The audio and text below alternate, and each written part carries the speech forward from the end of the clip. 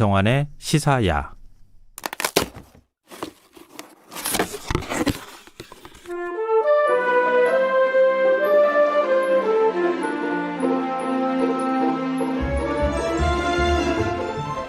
마땅히 즐길 거리가 없는 요즘, 심심한 어른들에게 소소한 재미를 배달하는 시간입니다. KBS 라디오 디지털 오디오북 김호상 PD 스튜디오에 나와 계십니다. 안녕하세요. 안녕하세요. 네, 이 호PD 언박싱 점점 팬들이 많아지고 있는 코너인데요. 지난주에 우리가 엘사 블록의 아이디어스라고 하는 것에 대해서 얘기를 해봤었잖아요. 예. 오늘은 어떤 언박싱을 해볼까요? 예, 오늘 얘기를 하기 전에 제가 사실 지난번에 최근에 뭘 관심 가지냐고 물어보셔서 혹시 준비해왔는데 오늘은 안 물어보시네요.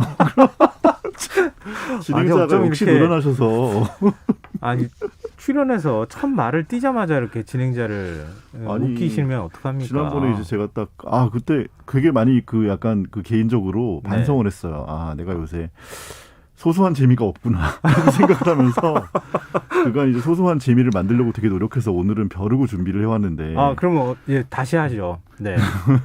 다시 한번 첫 질문을 해주시면. 네, 알겠습니다. 요즘에 어떤 데 관심을 두고 계세요? 뭐 오디오북 만든다는 얘기는 제가 많이 드렸었죠. 네. 오디오북 얘기 많이 들었었는데 네. 최근에 이제 오디오북 하면서 이제 여기저기 다른 나라에서 만든 오디오북들을 좀 들어요. 그러니까 딱히 그 언어를 모르더라도 네. 제가 이제 첫 시간에 네트워크 라디오 때도 말씀을 드렸던 것 같은데 분위기라든지 뭐 효과를 쓰는 방식, 뭐 음악을 넣는 것, 감정을 조절하는 방식 이런 것들을 배우려고 듣는데 BBC에서 만든 걸 좀 들어보니까 네. 정말 약간 뭐 유명 드라마 셜록 이런 걸 눈 감고 이렇게 듣고 있는 느낌이 들더라고요. 뭐 연기하는 느낌도 그렇고 네. 굉장히 입체적이고 효과도 다양하고 그래서 그걸 들으면서 앞으로는 오디오 영화 같은 걸 한번 만들어 보면 어떨까? 오디오 영화요? 네. 라는 생각을 했어요. 오디오북에서 지금 오디오 영화? 오디오 드라마? 드라마하고 영화는 또 어떤 차이가 있을까요? 뭐 결과적으로는 뿌리가 같겠지만 네. 사실은 뭐 우리나라 오디오 드라마, 라디오 드라마라고 보통 하죠. 네. 이제 플랫폼이 라디오니까. 근데 이제 더 확대될 수 있는 부분이 있는데 확대하지 못한다는 그 의미에는 사실은 저는 지금 현재 청취자들을 확보하지 못하는 부분이 큰 것 같다고 생각하거든요. 지금 뭐 사실은 여러 방송사나 뭐 BBC에서도 그 얘기를 하더라고요. 뭐 19세에서 35세 사이 네. 그 연령대를 확보하지 못하면 미래가 없는 거잖아요, 사실은. 그렇죠. 주 청취자층이 그렇게 돼야. 그렇죠. 그분들이 이제 50대, 40대, 그렇죠. 60대 이렇게 가면서 몇십 년 동안 네. 이제 그분들이 꾸준한, 그러니까 습관이니까 미디어 소비라고 하는 게 어찌 보면 그 콘텐츠의 소비 경험을 가지고 이제 다음 콘텐츠 소비를 하는 건데, 그래서 현재 사람들이 뭘 좋아하는가, 그걸 어떻게 고퀄리티로 만들어낼 것인가, 뭐 그런 것들이 있는데 최근에 그래서 기사 본 얘기를 사실 하고 싶었어요. 아마존이 아주 유명하잖아요. 네. 미국의 아마존이.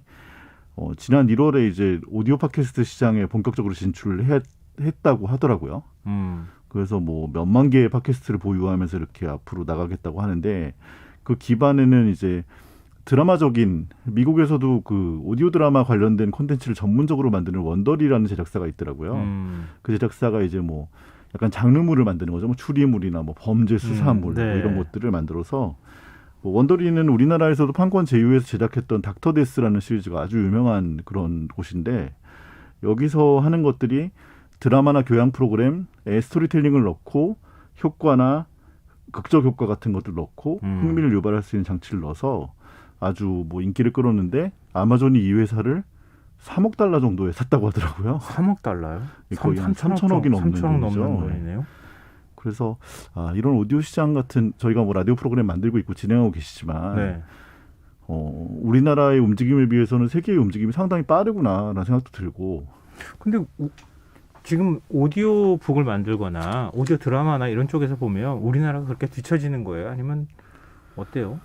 실제적으로 우리나라에서는 그런 시장이 만들어지고 있지는 않은 상황이긴 해요. 지금 뭐 오디오북 제가 지난번에도 말씀드린 것 같지만 다양한 회사들이 많은 오디오북을 만들고 있고 실제로 광고도 많이 하고 있고 여러분도 많이 보셨을 거예요. 뭐 유명 연예인이 광고하는 것들, 뭐 이어폰, 헤드폰 이렇게 쓰면서 뭐 오디오북 네. 들으세요, 뭐 이런 광고들 하는데 실제로 뭔가 이렇게 맺히지 않는 부분이 있는 것 같아요. 지금 막 시장이 막 이렇게 활성화되고, 예. 그래서 뭐 예를 들면 아마존이 이렇게 샀을 때는 우리나라 같은 뭐 네이버가 예를 들면 뭐 무슨 500억에 인수를 했다든지 뭐 예, 이런 예. 기사들이 나와야 되는데 네. 아직은 그런 시장들이 성숙 단계는 아닌 것 같고요. 이제 그런 것들이 뭐 변하겠죠. 앞으로 변할 것 같은데 그래서 지금 한국 시장에서는 그럼 KBS가 좀 선도하는 편에 해야 될 일이 해당이 있어요. 되겠네요. 그래서 네. 이제 상상력 같은 노하우로 무장한 오디오 콘텐츠를 저희 KBS가 만들겠다. 그런 얘기를 제가 선도하는 건 아닙니다만 자기의 저도, 고민과 함께 예, 깨알 자랑까지 지금 이렇게 해주셨어요. 열심히 하겠다라는 말씀을 초반에 드리고 네. 오늘의 주제로 넘어갈까 합니다. 그럼 뭘 언박싱 해볼까요 오늘? 오늘의 주제는 뭐 어떻게 보면 동떨어진 것 같은데 나중에 이제 제가 결론을 내는 거 보면 동떨어진 얘기는 아닌데 시티팝 그리고 김현철이라고 주제를 한번 잡아봤습니다. 김현철은 가수 김현철 씨 얘기하는 거예요? 이 개그맨 김현철 씨도 계시잖아요. 그래서 그분이 이제 유튜브에서 뭐 김마애라고 해서 이렇게 지휘하는 영상을 올리는데 재밌더라고요. 근데 이제 그분은 아니고요. 오늘은 가수 김현철 씨 얘기할 건데 시티팝 얘기는 사실 뭐 처음 이 코너 시작할 때부터 한 번은 꼭 해보고 싶었고 저희 우연히 김현철 씨 노래를 지난주 목요일날 이제 방송 끝나고 집에 가다가 들으면서 아 다음 주에는 얘기를 해야겠구나라는 생각을 굳힌 상황입니다. 근데 우리 시티팝이라고 지금 김현철 씨도 그렇지만 김현철 씨가 약간 도회적인 느낌 있잖아요. 그쵸. 도시적인 느낌의 음악을 만드는 또 노래를 부르는 가수인데 시티팝이면 뭐 그런 거하고 그게 일종의 장르인 거예요? 어떻게 된 거예요?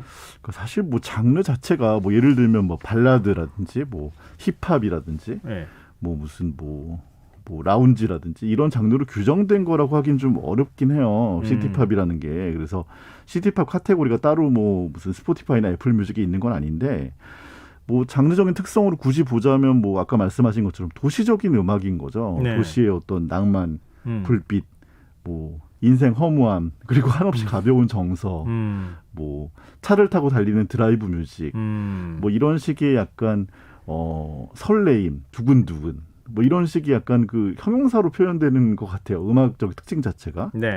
그래서 뭐 음악적으로 굳이 뭐 묵자면 뭐 어반 뮤직이라고 하는 스타일리시한 음악들하고 좀 비슷한 가락이 있는데 저는 이제 그걸 설명드리면서 하고 싶은 말씀은 주로 배경인 것 같아요. 사실은. 그래서 지금 KBS에서 방송되고 있는 오늘도 아마 방송이 됐던 걸로 알고 있는데 모던 코리아라는 다큐멘터리가 있어요. 그래서 거기서도 뭐 아카이브 프로젝트라고 해서 옛날 뭐 70년대, 80년대 우리나라 얘기들을 계속 해나가면서 많은 분들이 즐겁게 보시는 것 같은데 저도 즐겁게 보고 있어요. 모던 코리아는 뭐 정말 KBS만 할 수 있는 KBS만 할 수 있는 일이죠. 그런 거라고 생각하고 있어요. 아카이브 축적에 의해서 사실은 물론 많은 손이 가고 편집이 가고 뭐 기획이 이루어져야 됩니다만 KBS만이 할 수 있는 일 중에 하나기도 하죠.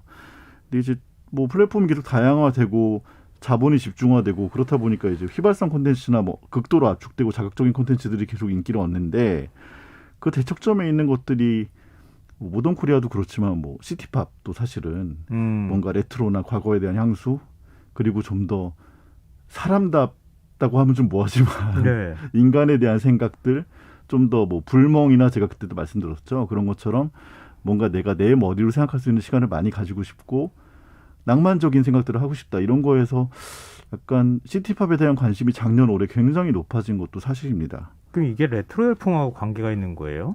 아니면은 지금도 계속 뭐 이런 장르적 개념이 뭐 발전해 나가고 있는 거예요? 사실상 시티팝의 뭐 원류를 찾아보자면 일본의 버블 경제 시대 때 사실은 80년대, 90년대 초반 그때 이제 문화적 자양분을 토대로 만들어진 음악적 분위기인데요. 근데 사실은 2020년대에 아까 말씀드렸지만 지금은 뭐 자극적이고 함축적이고 자본지명적인 그런 문화들이 사실은 다양성이 지배하는 문화 세계라고 하기는 좀 어려운 상황인데 사실은. 근데 이제 그 반대로 낭만적이고 자유롭고 다양하고 이런 식의 그리고 또 동양 사실은 일본도 그렇고 우리도 그렇고 동양적인 문화를 바탕으로 하지만 서양 문화를 접목시키는 과정들을 계속 겪어오잖아요. 뭐 빌보드 차트 보고 뭐 무슨 비틀즈 음악 듣고 뭐 아니면 뭐 그 서양 사람들 뭐 위대한 개츠비를 읽고 이런 것들이 사실은 접목에서 나오는 거고 거기서 뭐 무라카미 하루키도 발생은 아니죠. 그분이 이제 소설이 나오시고 이런 부분이 있지만 자본주의 문명에 대한 동경, 뭐 두근거리고 설레이는 연애를 시작하는 데 대한 감정, 뭐 화면으로 표현하자면 뭐 네온 사인이 이렇게 막 밖에 이렇게 쫙 있고 택시를 내가 이렇게 타면서 바깥을 이렇게 쳐다봤는데 그 밑에 쫙 음악이 깔리면서 뭔가 시티팝 이런 느낌이야.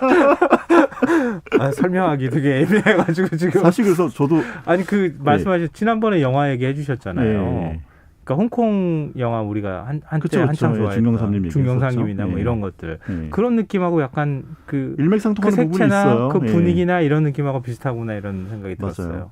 그래서 음악을 좀 한 곡 들어보면 얘기를 좀 하기가 쉽지 않을까 생각이 들어요. 그래서 제가 한 곡 가져왔는데요. 뭐 많이들 아시는 곡이에요. 그래서 김현철 씨 93년도작이죠. 달의 몰락이라는 곡인데요. 30년 전 노래잖아요, 사실. 네. 지금 들어도 정말 세련된 노래입니다. 한번 들어보시고 얘기하시면 좋을 것 같아요. 달이 신다, 달이 신다, 달이 신다, 달이 신다, 달이 신다.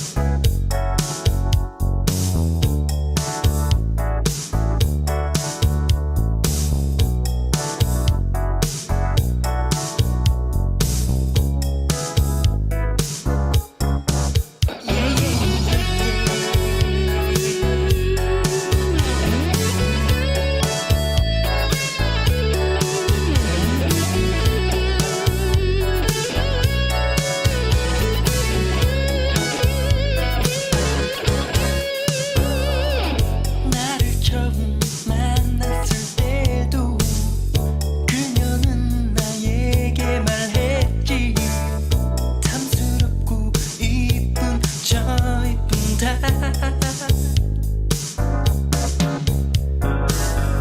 나랑 매일 만날 때에도 그녀는 나에게 말했어 탐스럽고 이쁜 달이 좋아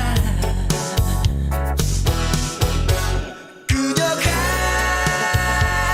좋아하는 저 달이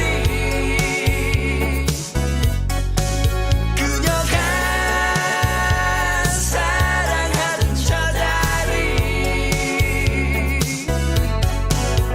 지네 달이 몰락하고 있네 나를 무참히 차버릴 때도 그녀는 나에게 말했지 탐스럽고 이쁜 저 이쁜 달이 나랑 완전히 끝난 후에도 누군가에게 말하겠지 탐스럽고 이쁜 달이 좋아 그녀가 좋아하는 저 달이 그녀가 사랑하는 저 달이 지네 달이 몰락하고 있네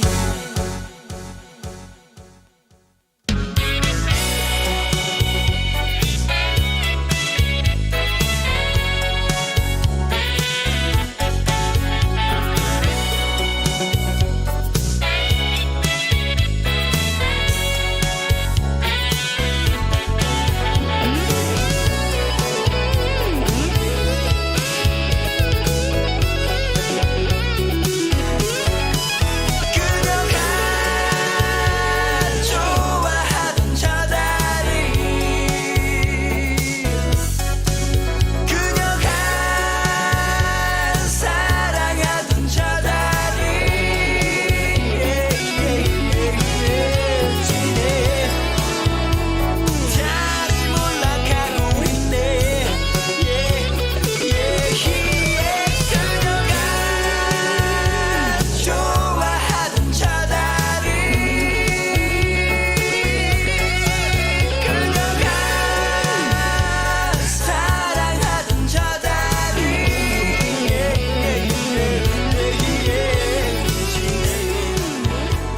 달이 몰락하고 있네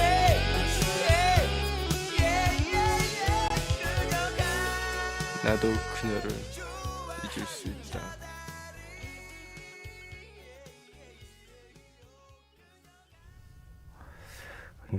요즘 식 표현으로 감성이 돋는다 그래야 되나요? 그렇죠. 감성 돋는다고 하죠. 예. 지금 저희 청취자 7819님께서 고등학교 시절을 떠올리게 하는 김현철 씨의 노래를 다뤄주시니 너무 반갑습니다. 김현철 씨는 나이가 천재죠. 나오시는데요, 고등학교 때. 호피디 언박싱 팬입니다. 이런 의견 주셨는데요. 아이고 아니 감사합니다. 근데 들으면서도 이게 몇 년도에 93년도요. 93년도요? 30년 다 된. 근데 어떻게 이렇게 하나도 촌스럽지가 않죠? 그러니까요. 그래서 김현철 1집은 제가 이제 뭐 진행자분과 노래 나온 중에도 얘기를 했었는데 진짜 1집은 천재 아티스트의 탄생이라고 말할 정도로 네. 센세이셔널한 음반이었고요.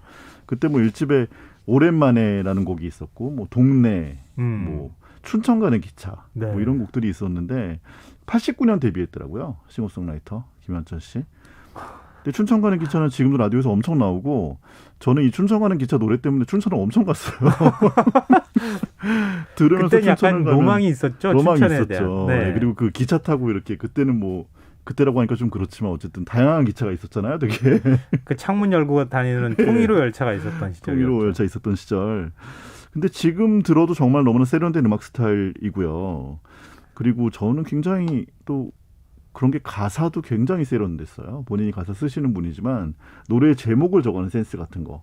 저는 놀라운 게 뭐 그럼에도 불구하고라는 노래 제목을 만드는 것도 쉬운 일은 아닌 것 같거든요. 그래도 그 시절에는 네, 그렇죠. 그럼에도 불구하고 그다음에 그렇더라도 뭐 이런 게 노래 제목이에요. 아니 그때가 나이가 20대 초반 가슴을 넘겼던 그렇죠. 네. 나이인 거잖아요. 대학생이었을 때였을 거야. 아마 어떻게 김현철 씨가. 그거를 그 나이에 할 수 있을까? 그게 진짜 천재라고 할 수 있고요. 뭐 지금 들어도 정말 너무나 너무나. 근데 이제 그런 시티팝 계열의 음악들이 이런 그 세련됨을 기반으로 하고 있어요. 기본적으로. 왜냐하면 도시의 어떤 아까 계속 말씀드렸던 그런 감성들을 같이 가려면은 뭐 세련됐다는 게 사실은 또 세련됐다는 거를 정의한다는 게 좀 어려운 문제긴 하지만 그렇지만 그럼에도 불구하고 그런 어떤 조금 뭐라고 할까요? 뭐 헤비메탈로 정의하기 좀 어렵잖아요, 사실. 그렇죠. 그거하고 너무 다르죠. 뭐 그렇기 때문에 그런 걸 기본적으로 참 품고 있고 그래서 뭐 저도 이제 시티팝 얘기하면서 찾아봤더니 김현철 씨 이름이 굉장히 많이 나오더라고요. 그래서 자기 본인이 인터뷰한 것도 있고 시티팝 때문에 제가 다시 소환됐다. 뭐 이러면서 이렇게 인터뷰하신 기사도 몇 개 찾아봤고요. 근데 그렇게 세련됐던 김현철 씨가 요즘 왜 약간 이렇게 퍼진 아저씨 같은 느낌? 제가 이거 오해하시면 안 되는데 제가 거의 비슷한 나이 또래이기 때문에 제가 이렇게 좀 편하게 좀 얘기하는 편안하신 거라서 타입인 것 같아요. 네. 아니면 이제 성격이 그렇게 변하실 라디오 진행도 굉장히 오래 하고 라디오 되게 진행 오래 편하게 하시잖아요. 진행하잖아요. 라디오 진행하면은 약간 좀 좀 그렇네요. 어쨌든 편안하게. 별명이 라디오도 있어요. 근데 제가 그 별명을 말씀드리긴 좀 그렇고 어쨌든 좀 편안하고 진솔하게 얘기를 많이 하시는 분이라 사실은 이런 노래들은 좀 뾰족한 사람일 것 같은 느낌도 있는데. 네네. 그렇지 그렇죠. 않더라고요. 좀 시티팝이라고 하는 장르가 약간 좀 요즘식으로 말하면은 좀 내생남, 도시남 같은 그런 거 그쵸, 있잖아요. 시크한. 약간 시크한 그런 느낌인데 김현철 씨는 실제로 모습은 또 그거하고 좀 차이가 있는 것 같고. 근데 그 당시에는 그런 모습이었죠. 노래를 발표할 때는. 그렇구나. 예, 발표할 때는 아주 세련된 모습이었죠. 그리고 말을 좀 많이 안 하시는 편이었기 때문에 요즘 이제 라디오 말을 많이 하시니까. 그러면 이 시대에 우리가 시티팝을 다시 호출하는 이유는 아까 뭘까요? 오디오 영화 제가 말씀드렸는데 네. 뭐 아마존의 움직임도 그렇고 스포티파이가 이제 사실은 이런 팟캐스트 회사를 사들인 시초는 스포티파이예요. 네. 김리시라는 회사를 거기서도 3억 달러에 사들인 전력이 있거든요. 왜냐하면 음원 사업만 해서 해결되는 문제가 아니기 때문에 오리지널 콘텐츠에 대한 얘기는 OTT에 계속 나왔었던 얘기고요. 근데 과연 뭐 유튜브가 지금 굉장히 잘 나가고 있지만 계속 할 것이냐. 그거에 대한 얘기들도 많이 미디어판에서는 나오고 있더라고요. 네. 포스트 유튜브, 포스트 넷플릭스. 어떻게 되는가. 그래서 저는 이제 사이클적으로 봤을 때 뭐 요새 뭐 레트로나 콜라보레이션 얘기는 제가 많이 드렸지만 좀 더 인간적인 감정에 호소하는 콘텐츠들 그리고 지금 이제 너무나 압축되는 그런 것들이 어떻게 하면 좀 더 그러니까 너무 한쪽으로 쏠리면 또 다른 쪽에 이제 도전과 응전이 이루어지는 게 사실은 인간사기 때문에 그래서 그런 문화적 사이클이라고 생각하고요. 너무 복잡하고 빠른 사회에서 우리가 살고 있고 봐야 될 것도 너무 많고 내가 뭔가 불빛을 바라보면서 뭔가 생각을 할 시간조차 없는 상황에서 이런 음악들 뭐 그런 생각이 좀 들었어요. 뭐 도시의 낭만, 뭐 불빛의 일렁임, 뭐 너에 대한 생각 전화, 뭐 한 캔의 캔맥주, 설레임 두근거림, 소통. 오늘 이 묘사하기 위해서 굉장히 공을 많이 들이고 있네요. 비슷한 얘기를 여러 가지 해놓으니까 근데 아무래도 예. 어느 순간인가 우리가 유튜브 같은 걸 보게 되잖아요. 동영상을 보게 되면서 그렇죠. 예. 팔 아프죠, 눈 아프죠. 맞아요. 계속 뭔가 보고 흥분하죠. 예. 그거 그거 하다가 그냥 눈 감고 뭔가 귀로 듣고 싶다고 하는 감성이 생겨날 것 같아요. 저는. 맞아요. 뭐 귀로 듣는다거나 아니면 내가 어쨌든 내 머리로 생각하는 시간이 점점 줄어들거든요. 뭔가에 지배당하는 경우가 계속 많아지고 네, 그래서 네. 그런 것들 때문에 아마 달라지는 문화적 사이클에서 시티팝도 한 가지 조류가 되지 않을까. 우리 그런 그럼 얘기 생각이 나온 김에 한국도 마지막 들어야죠. 마무리하면서 좀 들으면 어떨까요? 제가 가져온 곡은 연주곡이에요. 이것 때문에 제가 횡계에 갔던 적이 있는데 같은 음반에 수록된 곡이고 횡계에서 돌아오는 저녁이라는 아주 스타일리시한 연주곡입니다. 들으면은 꼭 몸으로 실천하지 않으면 못 견디는. 그때는 그랬죠. 네. 호피디 언박싱 KBS 라디오 디지털 오디오부 김호상 PD와 함께했습니다. 오늘 말씀 고맙습니다. 감사합니다. 오늘 모바일 상품권 당첨자는 홈페이지 공지사항에서 확인하실 수 있습니다. 끝곡으로 호피디가 추천한 김현철의 횡계에서 돌아오는 저녁 들으시고요. 전 내일 다시 찾아뵙겠습니다. 고맙습니다.